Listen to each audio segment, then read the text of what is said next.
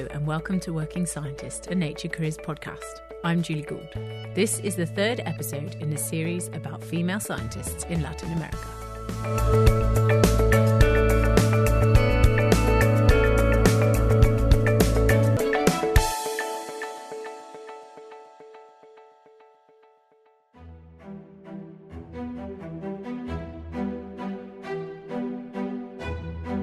In September 2021, Ana Valenzuela-Toro and Mariana Viglino co-authored a career column in the Nature Careers section titled How Latin American Researchers Suffer in Science.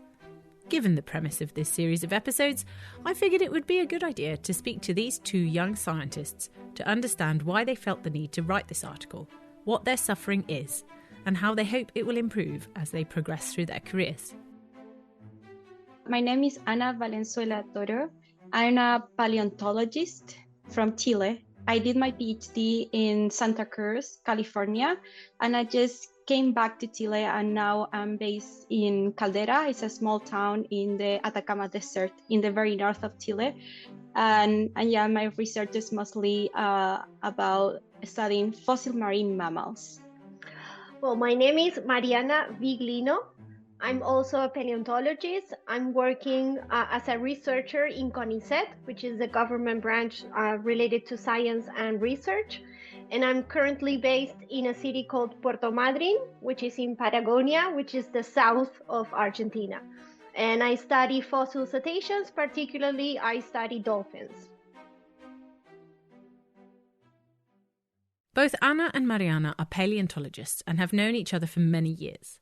They got together 3 years ago to discuss the organisation of a professional meeting, where the plan was to talk about the challenges of being a female paleontologist. Ana contacted Mariana. We were having this conversation and we noticed that the things that we identify in the organizing committee of this other meeting were also related to things that Mariana experienced in Argentina.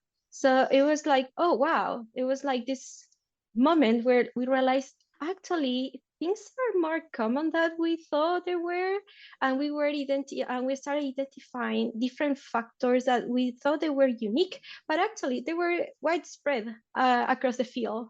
So that is how we started thinking about it. We participated in this conversation in the meeting. We had like a round table about it, talking about challenges and issues about being an international women researcher or a women paleontologist.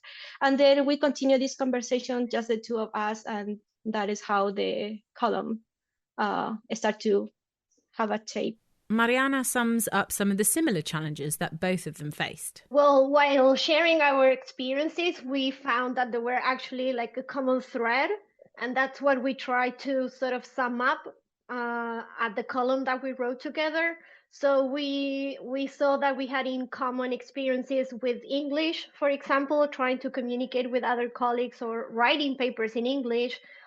For us, it takes significantly more time than for someone whose English is their native language.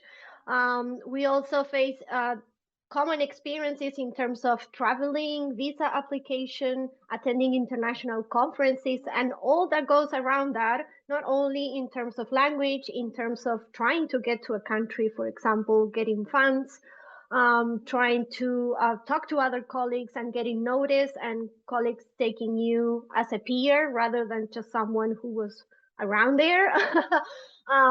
So we were just like sharing stories at this roundtable, and then we got together and share even more personal experiences, and we found that there's a sort of a common thread that goes around every Latin American researcher, and then particularly for women, there is a gender aspect in all those experiences that made it different from the rest, but at the same time common with women maybe all over the globe in terms of getting less recognition. Our papers, we found that papers that are written by women, and this is not just our experience, this is also published in several articles by colleagues, papers written by women are less cited, are less recognized, and that actually leads to a cycle where women researchers get even less recognition and they get even less credit, and that sort of sums up with the rest of the factors that we were noticing.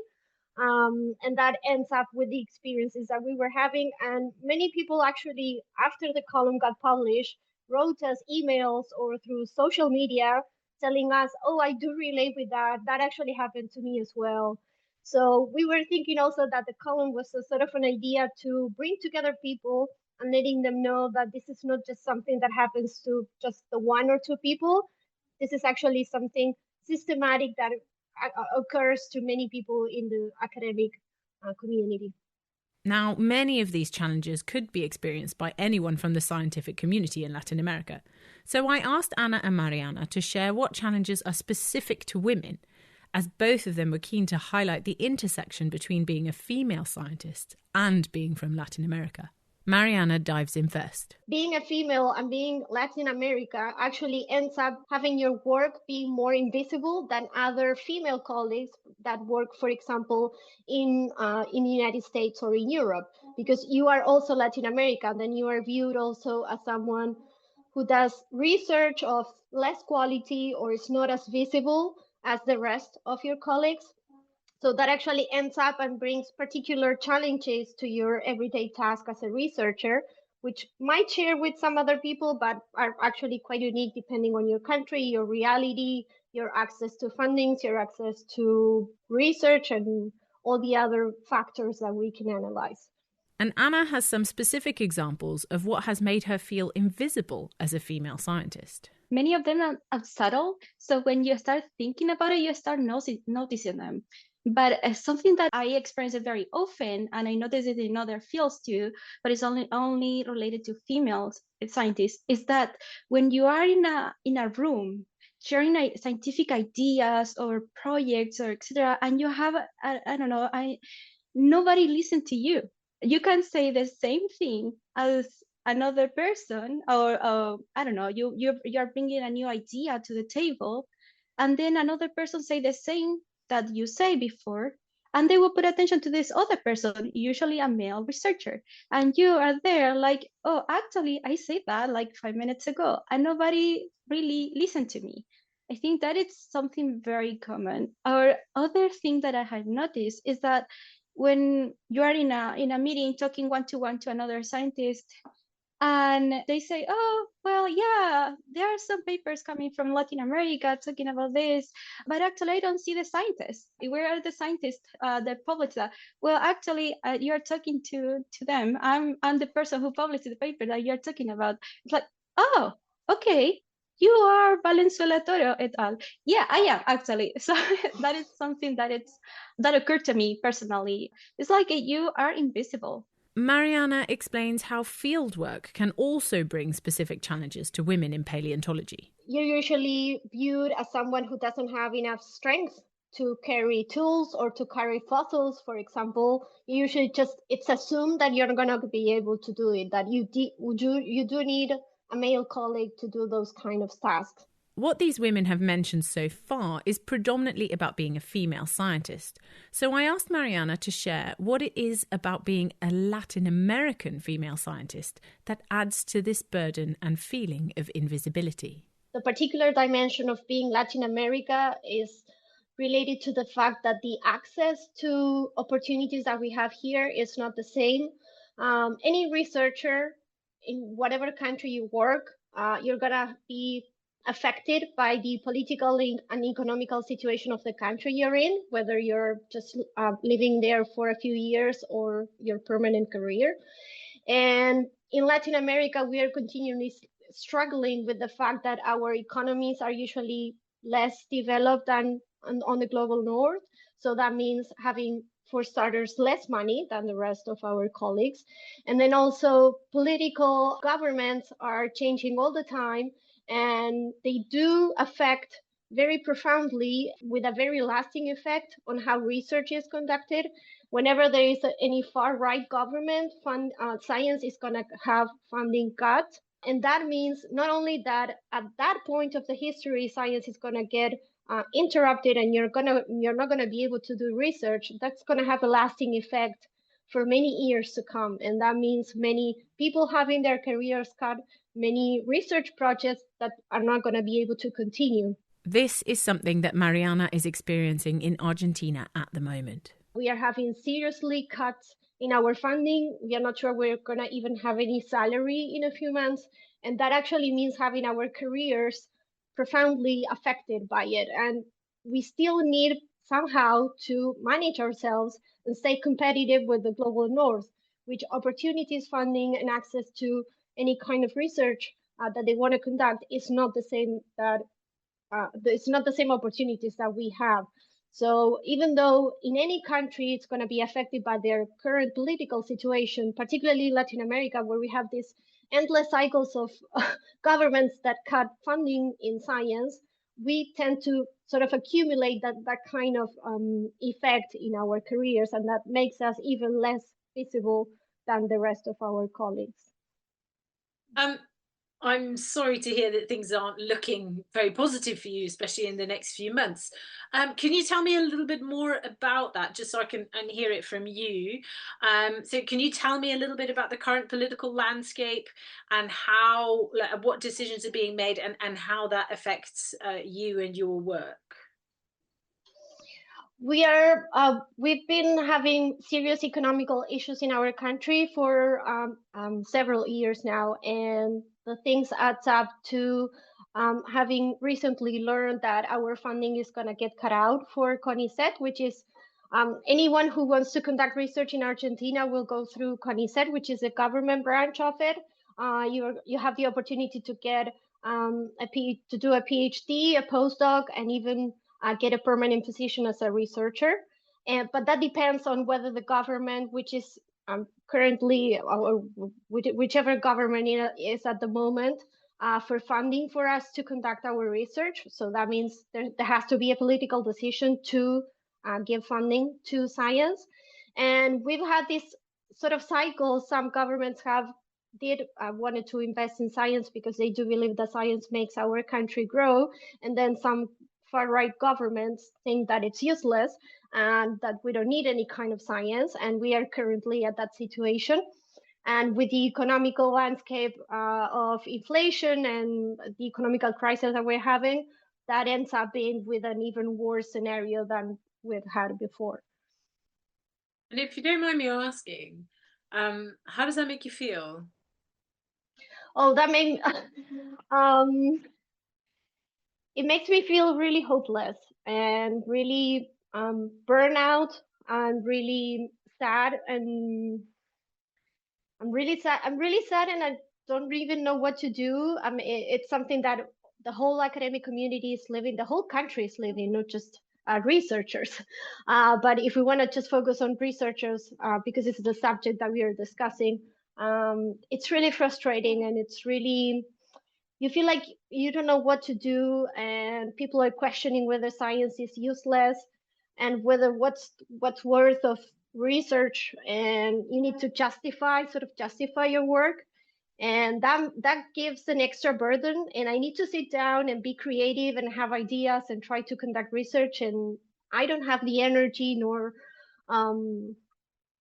the thrive to do that, because I don't know what's the point of doing it. If I'm being honest, it's I don't even know how to put it in words, because it's really frustrating, and you feel like at some point it's so extreme that you've even feel, and that has happened to colleagues maybe 30 years ago, you just feel like in your country you don't have anything to put in, and you do want your research to stay in your country. You want your research to make your country grow, and you want to give back to the government who has invested many years in you having a PhD and you studying a career and you having opportunities. You want to give it back to the society, and you just feel like they are just pushing you out. For Ana in Chile, things are looking better. The political landscape is more stable, but finding financial support for doing science in Chile is still difficult. And if you do manage to get your research done and written up, getting it published is another hurdle. It's so hard to get money for paying editorials to publish our work. So we we have there our papers or manuscripts, and we need to start thinking, well, actually, this is a great paper, but we cannot submit it into a great journal because the greatest journals are the most expensive ones. So we need to start taking this decision, and with this top-down decision where we are like, okay, this journal, no, actually no, next like that. And yeah, so then we finished publishing in like less visible journals with less impact, which is also it's really bad, because then your paper, your research is less visible to other researchers around the world. There is an association between visibility, impact and quality, and there is a tendency to think that research published in a less well-known journal is of lower quality, says Anna. So that it's another endless cycle where your research is less visible and they have less quality, and feed this idea that science made by Latin American scientists, especially women, is less valuable. It has lower quality than those performed by other scientists. Both Anna and Mariana agree that the lack of visibility of women in science in Latin America stems from the difficulty of becoming a scientist in the first place. Accessibility is a major hurdle, says Mariana. It's really hard to get there, to even get to university and study a scientific career, let alone doing a PhD or being a researcher. Difficult to just end up summing up at each stage, and it gets even harder at every stage. So depending on where you started, whether your family was able, for example, to support you through college or not, or whether you were able to study English or not, that makes the whole difference. And that's why I was just reviewing our column, and we said at the end of it that if you wanted to think about a female Latin American scientist, probably you were struggling to get a name. And it's not because we're not there, it's because we're not being visible. We are not, people are not paying attention to us enough, but we are here. We have enough skills and beyond that to conduct research. We just need to get more visibility. This bias, unconscious bias that they put on the minds of the brains of the young girls, where they make them believe they are not capable, and that is not right. I mean, I think at least here in Chile, there is a lot of effort to make the landscape more even for young girls and young boys, so they can choose and try to develop their skills in a similar way. But still, you can see the legacy of this patriarchal way where females do this, males do that. So I think it also has some repercussions. To finish our conversation, I wanted to know what Anna and Mariana would like to see change in the future to make a career in science easier for women in Latin America.